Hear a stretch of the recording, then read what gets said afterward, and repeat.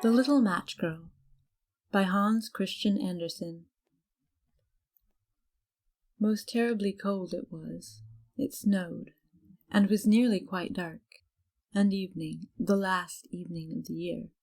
In this cold and darkness there went along the street a poor little girl, bareheaded and with naked feet. When she left home she had slippers on, it is true, but what was the good of that? They were very large slippers, which her mother had hitherto worn, so large were they, and the poor little thing lost them as she scuffled away across the street because of two carriages that rolled by dreadfully fast. One slipper was nowhere to be found. The other had been laid hold of by an urchin, and off he ran with it. He thought it would do capitally for a cradle when he some day or other should have children himself. So the little maiden walked on with her tiny, naked feet, that were quite red and blue from cold. She carried a quantity of matches in an old apron, and she held a bundle of them in her hand. No one had bought anything of her the whole livelong day. No one had given her a single farthing. She crept along, trembling with cold and hunger. A very picture of sorrow, the poor little thing.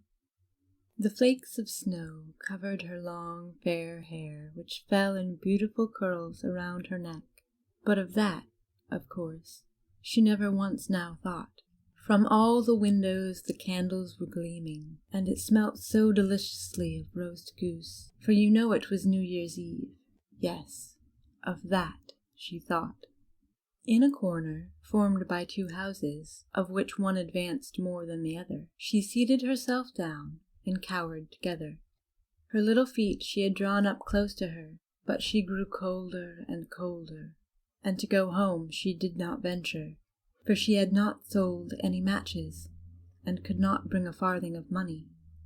From her father she would certainly get blows, and at home it was cold too, for above her she had only the roof, through which the wind whistled, even though the largest cracks were stopped up with straw and rags.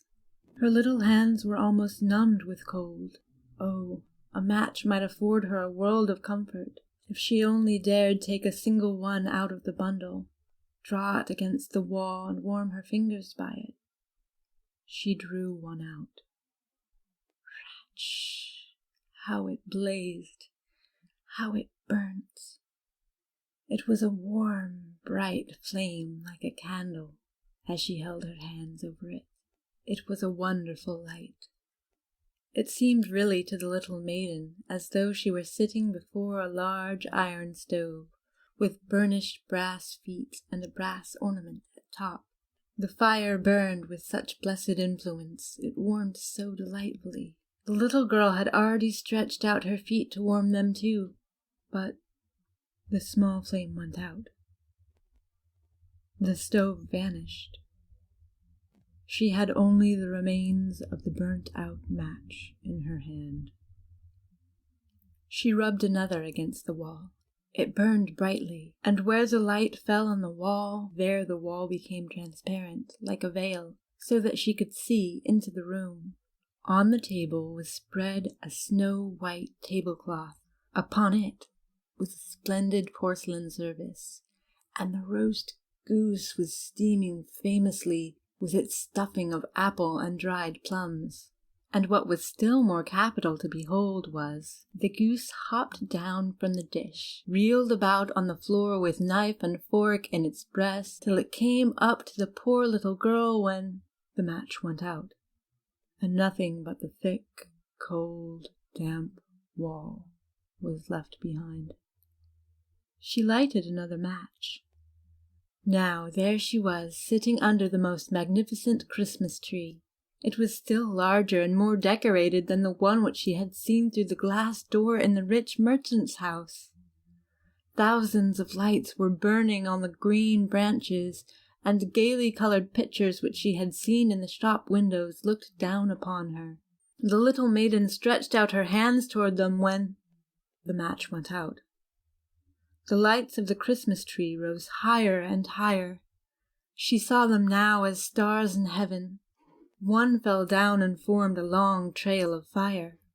"Someone is just dead," said the little girl, for her old grandmother, the only person who had ever loved her and who was now no more, had told her that when a star falls, a soul ascends to God. She drew another match against the wall.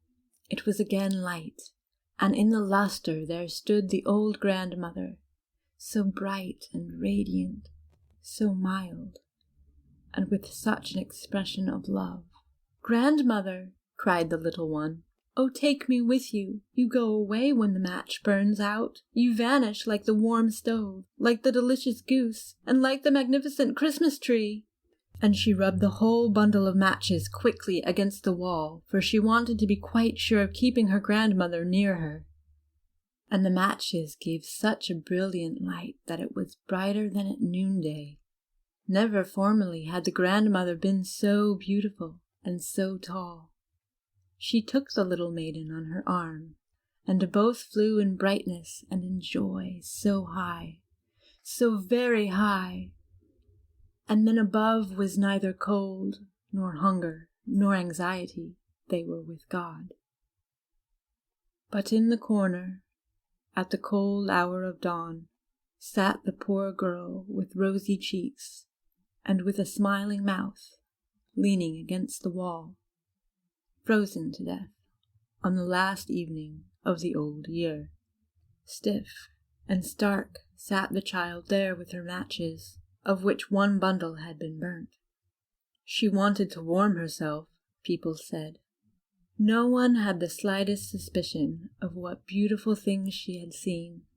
No one even dreamed of the splendor in which, with her grandmother, she had entered on the joys of a new year. End of The Little Match Girl by Hans Christian Andersen.